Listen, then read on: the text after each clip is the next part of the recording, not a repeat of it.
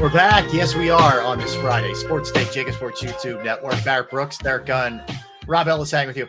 Apropos of nothing, did you guys see the video of the dude who was at Dodger Stadium, who got onto the field and was proposing to his girl? So if you didn't see it, this guy somehow gets – he's in like kind of center field, right, Gunner? Right around – Yeah, left center, I believe it was. Left center-ish. Yeah. So he's out there. He sort of like pulls out shows everybody he's got a ring. Then he's just like going to a knee, and this security guard trucks this guy. Like he gets blown. What? Man. Oh, yes. Whoa. Rob, you know the first thing I said was that dude should be playing inside linebacker for the Eagles. I'm telling you, man. I mean, this dude put a shoulder into his dude on one knee and basically ran right through him. What? What is it? Oh, yeah. What is it? What is it?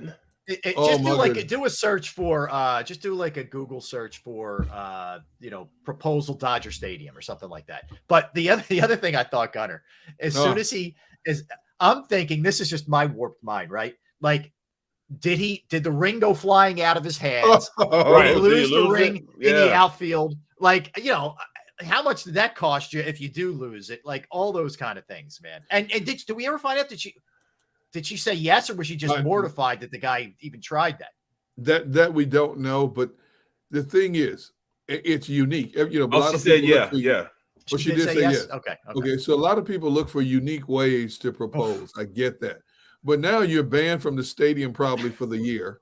Okay, you're arrested. You're arrested for trespassing. Yep. Did you really need that on your record? And, really? And it's like that's all anybody's gonna ever talk about with your. Oh, you're the guy. That was your husband. That was your fiance. Dude, you got freight trained. Yeah, man. He got blown to bits. He put his shoulder. I'll tell you, it was classic form tackling, man. Bro, he didn't even. I mean, I'm talking about full hip placement, everything. He exploded through it. My man had to have played football at some point. Bro, I'm getting up. I'm whooping his ass. You straight up, bro. The security guard. Yeah, but see, by the time you think about whooping him, 5 more security guards, 5 on you. Exactly. So you ain't even gonna get the swing on the dude. Yeah. But I thought about this. He'd have to give one. I'd give him one. He'd have got one. You know how you go through tackling drills at football practice when they tell you to lunge into the dummy bag? Yeah. And put your shoulder into the dummy bag. Turn your head to the side. Put your shoulder into the dummy bag. That was textbook. That security guard made a textbook dummy bag tackle on that dude, man. It was unbelievable. All you got to do is look up Cleveland Browns game, and what's his name? Harris, bruh. When I say James blew this guy up, bruh, I'm talking about dude ran on the field and he's running around. He looks at our quarterback and starts running towards the quarterback and run. James walks on the field. When I talk about slams him, he picks him up. Boom. Boom. It slams him in the turf. I mean, dude was like, yo. He said he never felt like that in his life. No. He destroyed him. Just look it up. Look it up one time. James Harrison, Cleveland game. Yeah. Cleveland fan. James Harrison, Cleveland fan. That's the last guy. I mean, seriously, that's probably the last guy I want to cross. Especially when he was still in his prime. Man. Thank you, man. No. He was in his prime then too. Yeah. It's bad enough when he hits you and you see it coming. Yes. But when he blindsides you, it's like your soul leaves your body for a few seconds and then re-enters after your body realizes what just happened. James Harrison, man, the fact that this man he reminds me of a bigger, more tenacious version of Levon Kirkland. When the Steelers drafted Levon Kirkland, everybody thought, man, this is the biggest inside linebacker I've ever seen in my life. Levon Kirkland was a big boy. Well, a great dude, but a big dude, man. James Harrison was bigger and solid muscle, just chiseled muscle, man. When he hits you, your body reverberates. I've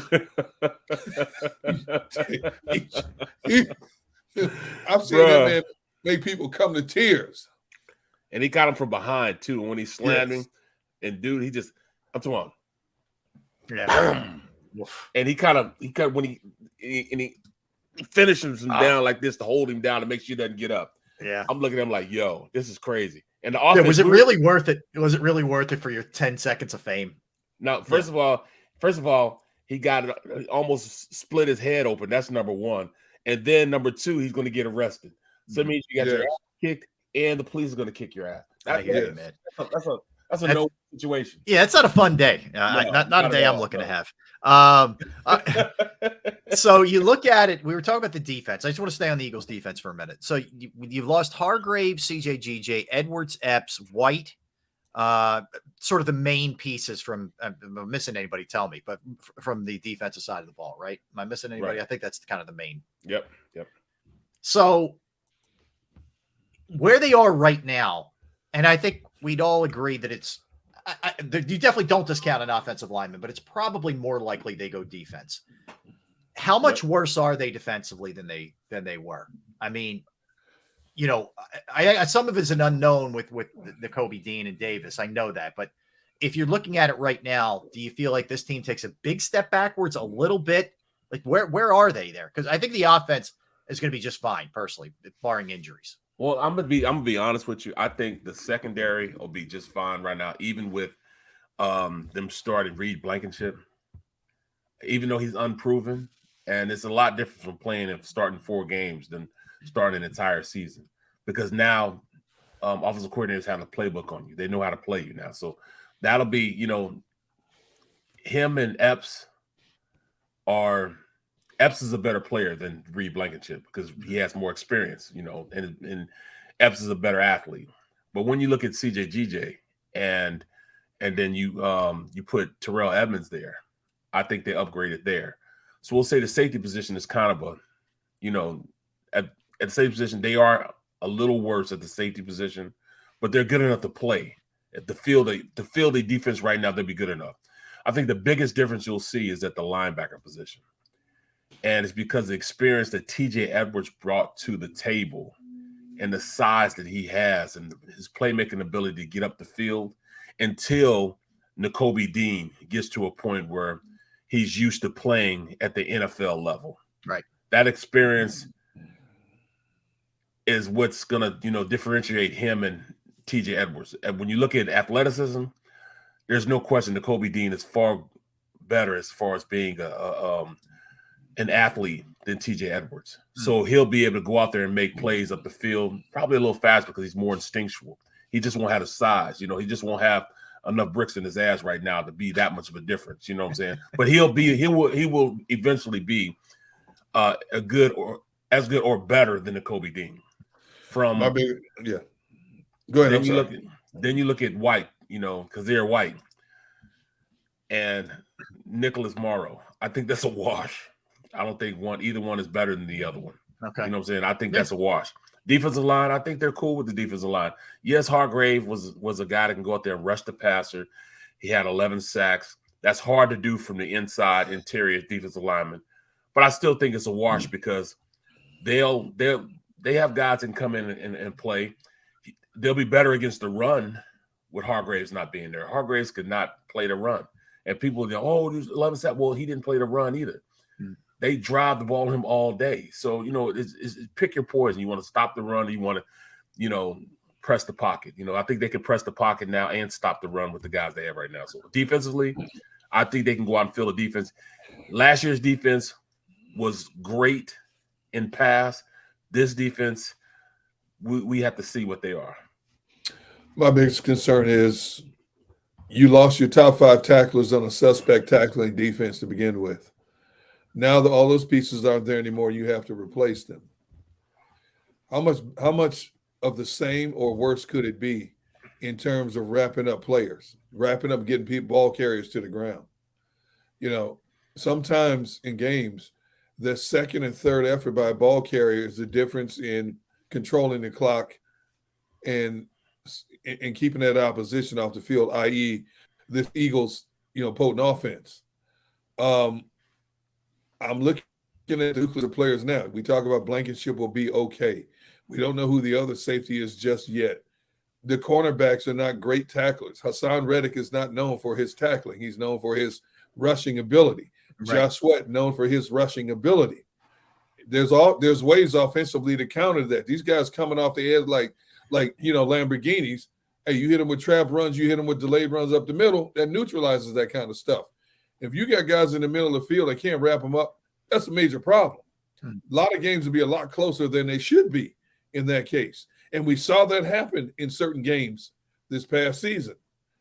So I don't know. We don't know if the Kobe Dean, the All-American Defensive Player of the Year at Georgia, is going to be that guy that can be that run stuffer. We don't know. We know what his forte in college was blitzing and getting to the quarterback, being a disruptive factor. But in terms of stuffing the run, standing in the hole, taking on these gargantuan guards and tackles nowadays, don't know. And if what Barrett says is true, if this defense is going to be smaller than it was just this past season, and they had problems in that regard this past season, that problem is going to rear its ugly head again. Interesting. I don't know if you guys got a chance. I think we talked about it a little bit yesterday. Howie Roseman was on was it New Heights with Kelsey, the Kelsey brothers. Yeah, it was entertaining stuff. And I thought this was interesting in talking about, building your team. And I thought this particularly, we mentioned Chip Kelly when we had Jeff McClain on last segment. So how he addressed when he came back after the year away. Remember they were 7-9 in 2015. That was Chip's year as the GM and the coach, and they got rid of him and all that. So Howie said on the New Heights podcast, quote, "For me, especially in our market, there is no rebuilding. As quickly as we can to be a championship team, that's the goal." And it was almost a challenge to me when I came back in 16. And really, the team was at a different place in 15. We had so many independent contractors on that 16 team from afar because I wasn't as tied in that year. I was in the closet. And he said, so when I came back, you start looking at these guys and I'm like, man, got a lot of guys who aren't Eagles and they don't really fit who we are and what we're looking for. And we were fortunate to turn around into 2 years. So look, he's always going to be uber aggressive, Howie, that much we know. And we've seen it. Think about where they were at Chip's last year. How quickly they get that fixed. Where they were in Doug's last year, how quickly they get that fixed. Now the interesting part is going to be, it feels like you're sort of on the beginning of this journey with Sirianni. Can you maintain it? They haven't been great at maybe maintaining for consistent. Now, look, they've been a good team, for the most part, but can you consistently keep this going with a young quarterback and a young coach? That's going to be one of the things to really look out for this year and going forward. I think we got to get past the young quarterback thing now. I think that when you look at Hurts now, Hurts he's arrived as far as being one of the premier quarterbacks in the league. And, this is their third year as coaches in this organization. Yes. Sirianni, I think he has the most to prove out of everything. You know what I'm saying? Like, is his culture good enough to get those defensive coaches up to speed? Yeah. Will they fit in his culture? Can they go out and accomplish what, Gannon accomplished? We had the Gann wagon. Desai, what is he going to have, man? So, that's the biggest. There's so many questions on the defensive side of the ball. Who's playing this? We kind of know who's going to play what and how these guys are going to play. I kind of know what you're going to get, from the Kobe Dean. You're going to get a guy that I saw against the Titans who balled against Derrick Henry. I can definitely see him going out there and playing very well against teams and making it happen. He should. They drafted him in the third round, but he was a first round talent. For the most part, I want to see schematically how he can get these guys in a position where they're going to make plays, man. I don't know if he's going to zone blitz. When you go with 3-4, you zone blitz a lot, This is going to be different, man. It's going to be really different. So I want to see the maturation of Nick, and can he get those other guys into his coaching style more so than anything? Yeah, that's the hard part, man. I mean, they have a major turnover on the defensive side, personnel and coaches. That's a lot, an awful lot. Offensive coordinator, defensive coordinator, secondary coach, linebacker coach, another assistant coach, and you lose Hargrave, CJ, GJ, Epps, Edwards, White. A lot. That's a lot of turnover. Like, I think we would be unrealistic. Yep. To think that this defense is going to be great out of the chute. I don't think it is. Right. And it doesn't mean they can't get better as the season goes on, but I think we're going to have the same expectation we had last year on defense. And that's, you're setting yourself up for disappointment if you do. I hope we're not. I don't think we are. Would you say that I don't think it. as an offense, I mean, as a defensive unit, I didn't think we saw the defense as being an elite defense. It was elite on passing down. Passing, they were first. Yeah, yeah. And they took the ball away a ton and they sacked a ton. But I mean, they weren't right. They weren't across the board every category. Yeah. You know, but yeah, still pretty good in the grand scheme of things. You know, I think a learning curve patience is the key here. Yep. You got so many new elements getting used to each other, and more players are going to be coming in, and they're going to be counting on younger players, younger inexperienced players through the draft to fill certain roles in terms of rotational roles. And there's going to be a growing pain period. How long will that period be? That remains to be seen. That could be huge, especially in the first half of that season, where those wins early on are just as important as those wins late in the season. Mm-hmm. You know, hopefully Desai can come in here and everybody hits the ground running, but historically that doesn't happen. I don't care how good you have, how much talent you have. It just doesn't happen right away. Yeah. Now, especially because everything is pulled back so much in terms of the amount of practice time you can get in. You know, coaches, and Sirianni does also. You know, we got a good practice session in, but you only feel an hour and 15 minutes. How much can you do in an hour and 15 minutes compared to 3-hour sessions in the era of the Andy Reids or, you know, and things like that? So it's going to take game action because every week the scenario changes in terms of what you're going to see from across the line of scrimmage, whether it's a power running game format, whether it's a lot of motion format. You're going to see a lot of variation, and it's going to take a couple of times to go through that rotation to get it to where you want it to be. You know, and that's not to say they're going to be a bad defense, but I don't think we're going to have a true gauge of what this defense is probably until 6-7 games into the season. I agree. I totally agree. And I think it's unfair to Sean Desai to think anything differently, you know, as he takes this thing over. It's just going to take him a little while, you know, and they're playing better teams. Yeah, it's just a fact. They're playing better teams. There isn't any layups in the division, and your out of division opponents are better than they were last year. And everything I've seen says that their opponents this year rank them either number 1 or 2 as having the most difficult schedule in the NFL this year compared to having one of the weakest schedules this past season.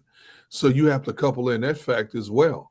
You put up gargantuan numbers against what the so-called expert says was one of the weakest schedules in the NFL, and we've chronicled time and time again, they only played a couple decent quarterbacks last year. Everybody else was a backup or a third-string guy or a guy who came in during the game because somebody else got hurt. Well, you're playing better quarterbacks. You're playing better teams overall. And so the road to get back to where you want to be, as it always is the case with the Super Bowl participant, became that much more difficult. And we know how fans and how impatient fans can be and how critical fans can be. And I think we're going to see a lot of that this year. I'm not equating it to the success or failure ratio. I'm just saying in terms of how spoiled they were in 2022, there's going to be a lot of criticism in 23 because it won't be quite as fluid as it was last year. Yeah, what you feel good about is they're going to be able to get after the quarterback. Yes. They still will be a team that is very good with pass rush, which affects everything and changes everything.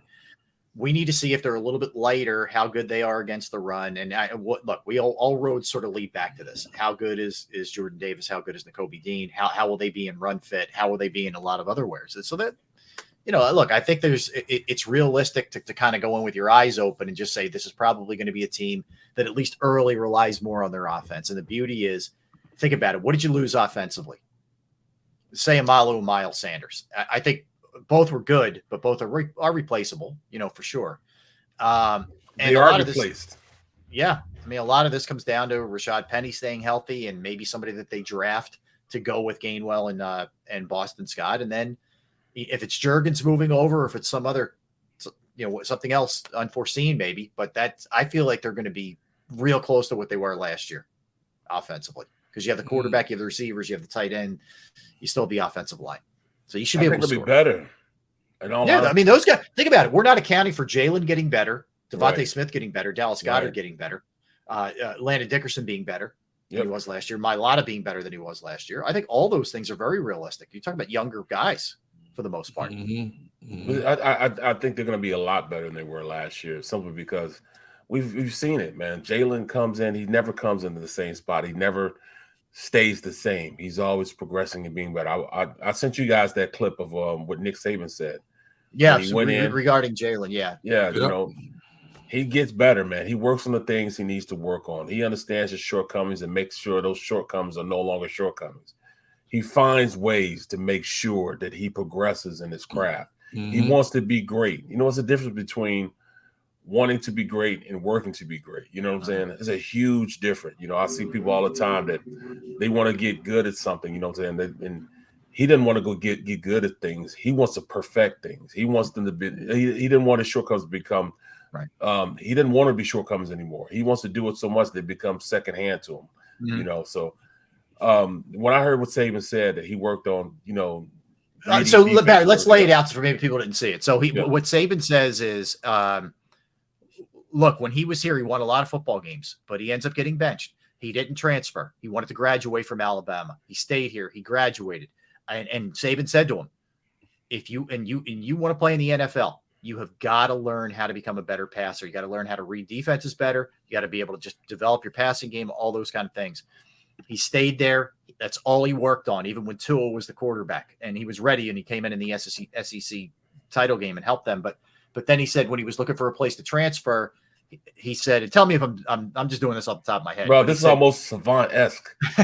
he said he looked at Miami and he looked at Maryland, and Saban said, "Who's got the best passing game in college football?" And who has the best athletes? Athletes, and they agreed on Oklahoma. And he went to Oklahoma and he became a better passer, and the rest is history. I was just trying to give people the background who didn't see it, but go ahead. I'm sorry, bro. That was freaking amazing, bro. Yeah, that was Savant-esque. Stupid stuff sticks in my head, man. I don't know. So I mean, because it was memorable what Nick Saban says. He said in practice, instead of running, he said we all know you can run, you know, but you need to learn how to be a better passer. So he would sit in the pocket and not run and not escape and make sure he delivered the ball down the field. All that building up to where he is right now. You sit back, and I was reading the stream. One guy said that 49ers, you know, of course he's going to be, you know, a stake in my craw. You know, I know it all the time. He just talks just to talk. Yeah, I acknowledge you, bro. But he said, oh, he's a running back. He's not no, he is a quarterback. He can beat you with his arm just as well as with his legs. In fact, he'd rather beat you with his arm. And that's why he's starting to get so much better with his arm than anything else. You know what I'm saying?